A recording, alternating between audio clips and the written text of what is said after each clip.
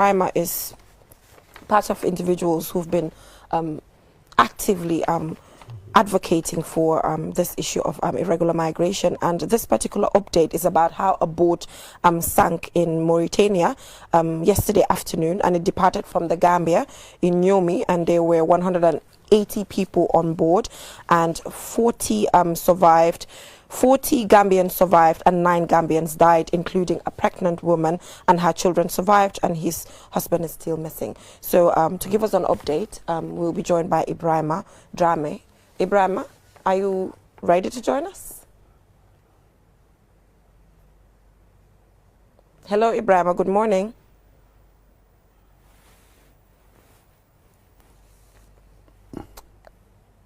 Are you hearing me? Yes, I can hear you now. Okay. Yeah, I think. Sorry, because my there are too much of noise in my background because I'm in the sea at the moment. No, it's perfect. I can hear. We can hear you loud and clear. Yeah, in the sea. All right, thank you. Yeah, and thank you for the amazing work that you're doing when it comes to irregular migration. So we are aware of this tragic incident that happened yesterday afternoon in Mauritania, which involves Gambian migrants. Can you just give us a general update about it?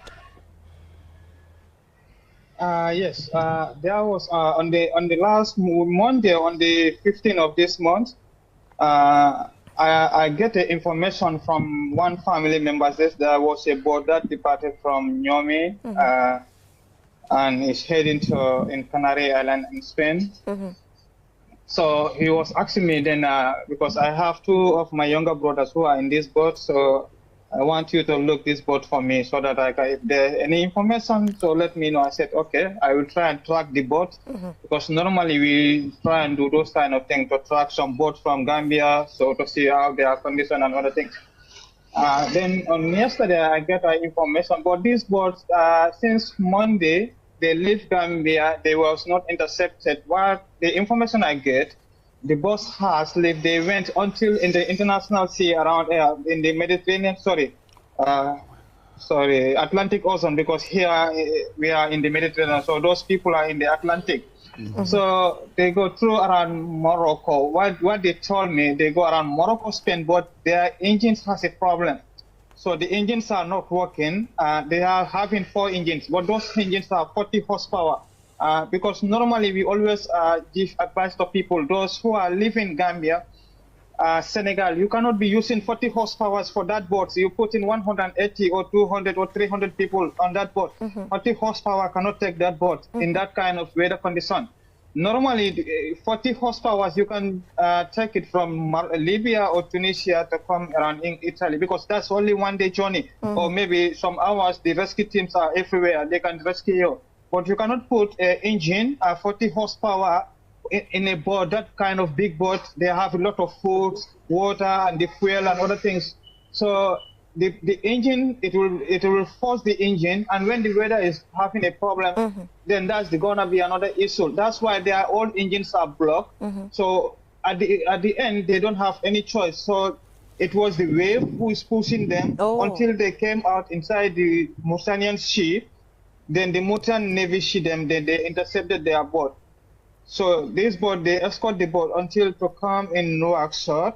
But the problem caused in Nouakchott, the time they want to take these people out from the boat, to bring them out, that's the time those the Navy ship collapsed with this canoe, and the canoe going upside down, it sank. In the first news, we get that there are more than 200 people in the boat. The first information we get that they told me Kafunting, but we make an inquiry about it.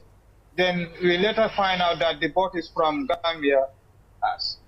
So I tried to communicate with the embassy in Gambia and the consular. I couldn't get them, but I have information with some, because my number is with every migrant boat, sub-Saharan African, everywhere. So I get calls. So I try to speak with some. So one boy, I speak with him, is part of the boat. Then he told me that he saw nearly 9 to 10 dead bodies, but around maybe 220 are in the boat. I said, okay, that's the first update we make. So now we try to make an inquiry I try to communicate with the Mufti in Nouakchott. I called the IOM office. I called the Red Cross. I called the Navy, and I told them that there was an accident. They told me, yes, we are aware of this. Then I told them, but why you don't publish this in your media houses so that the people can know there was an accident? Then that's the time I tried to find the Gambian embassy. In the embassy, I couldn't get anyone. So later, the embassy also, they called me back. Because if there's any problem, I call the embassy. So that time they told me, because as we all know, Mauritania, they just come out from the election. Still now, there's no connection in that country. Only the Wi-Fi's are using, but the mobile data connection, they still get suspended. So that's the problem. I couldn't get them. But later we come and find out that, yes, this boat is from Nyomi. And there is 180 people in the boat. 53 people are Senegalese nationalities. One people's from Africa Coast. The rest are Gambians. But still now, I don't know the amount of women who are in this box, and I don't know the children amount of this box. I try to communicate with the agents, because sometimes when this kind of accident happen, the agents they run from us, because we try to find out to get the names who are those in the boat, because the agents they normally have the names, because when they pay money to them, they know. But still now I don't know who is the agent of this boat, but they give me different numbers, so when I called, but I couldn't get them. So that's why still now, even today this morning, I was having BBC interview with BBC Radio 1. So that's what they are telling. We don't know at the moment how many ladies or how many children are in this thing. But according to a post you made on Facebook, you're indicating that there was a pregnant woman with her 4 children who already survived. That is confirmed, right? Yes, that's confirmed. There's one pregnant woman. That pregnant woman is from Basse. There's one Sarahule village, I think. But my mind just passed, but he's from around Basse. He is with his husband and 4 kids, with his husband brother. But the lady, it doesn't survive. And still now, we doesn't know the information about his husband. His husband is missing with 76 other people. Because at this moment, still now, there are 77 people missing.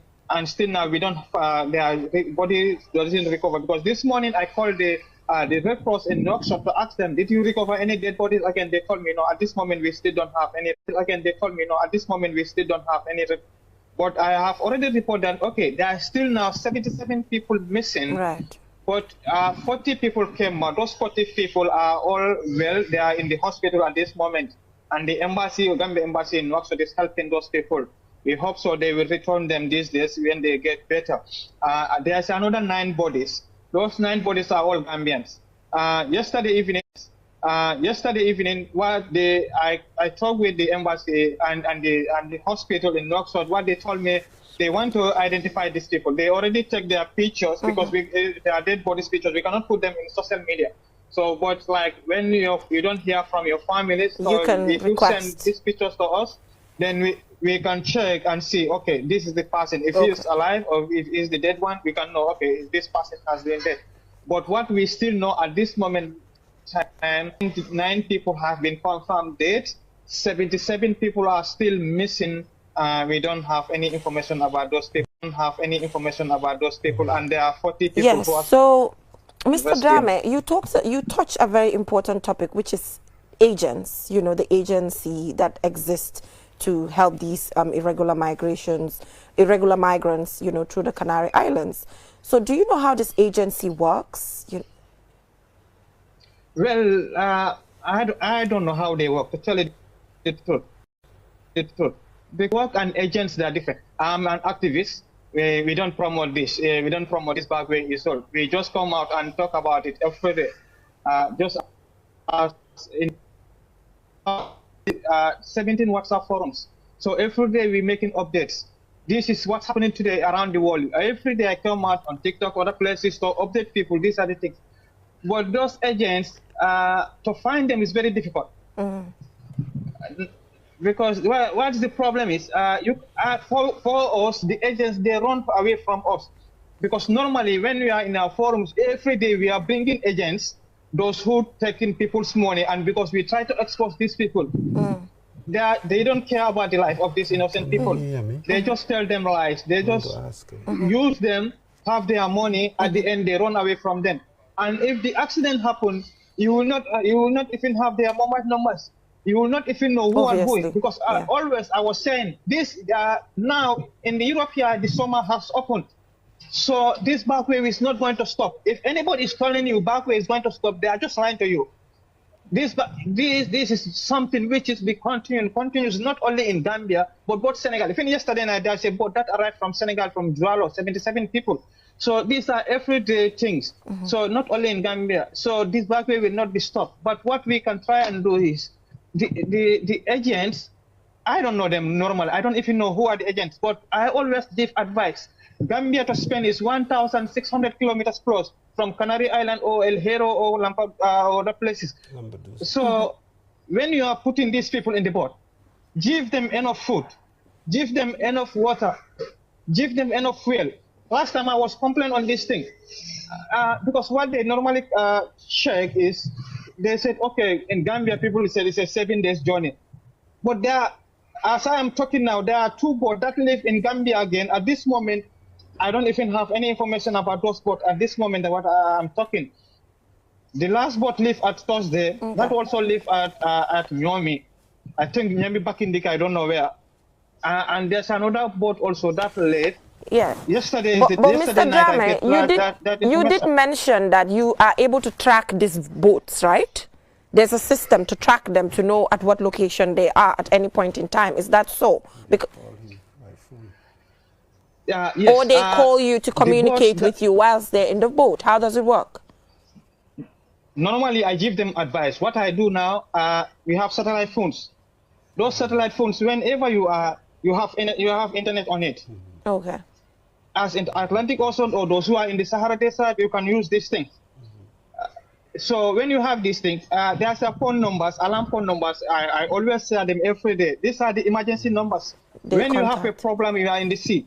So when you call me now, at this moment, I will just see, okay, this boat is in this kind of location. So what I will ask you first, where is this boat coming from? You tell me, Gambia, how many ladies there, how many kids? So what are your conditions? Is the boat okay or is the engine? When I know that, then I have to communicate with the I have to communicate with the alarm phone. When I call the alarm phone, then the alarm phone will try to track this boat and we'll try to communicate with the maritime in Spain to tell them, okay, there are boats who are in the journey. But so, Mr. Drame, we have few minutes to go. Mr. Carr has a question for you. If I understand the scenario you've given us, what you say, the boat that capsized, nothing was wrong with it until it came around the coast of Mauritania. Am I right? And then the coast guards of Mauritania were the ones that were trying to help, and that was the collision that caused the boat to capsize. So that's where the incident and the accident happened, and these people drowned. Is that the case? Yes, that's the case. Even today, I write a note. I didn't post yet, but I want to send this note to the Foreign Affairs. Because for me, I want the Foreign Affairs to write to the Mauritanian government and ask them what caused this accident. Because last 2 weeks back, last 2 months, this same accident happened here in Sicily when the rescue boat of Coast Guard, in Italian Coast Guard, the time they are helping to rescue these people, the boat capsized, and there are more than 7 days bodies. For those people, the Italian government is taking them to the court because the reason why that boat capsized because of the way they are making this rescue. Yes. And we have clear evidence that this boat capsized and these 90 people, Gambian plus die, is the neglect of the Mauritanian Navy. Rescuers. So, and I don't want our government to be quiet on this thing. I want our government to take a step from today. Let them call the Mauritanian government.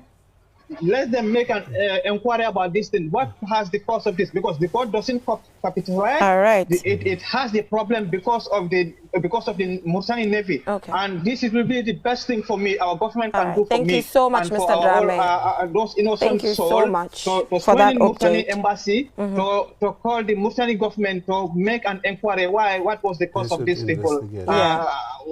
so that we can know what was the problem. Yeah, Thank but you thank very you much. so much, Mr. Drame, for that update, and always willing to come on here to update us. So we will keep in touch. As developments come, you'll be able to update us on these issues, if these bodies are found and all of that. But thank you so much, and for the amazing work that you're doing. Thank you. Have a good you. day. Thank you. Thank you. Yes, so he's talking about investigations that are supposed to take place in relation to the manner, Mr. Mboj, the rescue is happening. Because you can see that the boat didn't capsize when it was in the journey, but it already reached, you know, the rescuers together. We're going side by side to like rescue them, and then that's where the incident happened. For me, it was quite astonishing.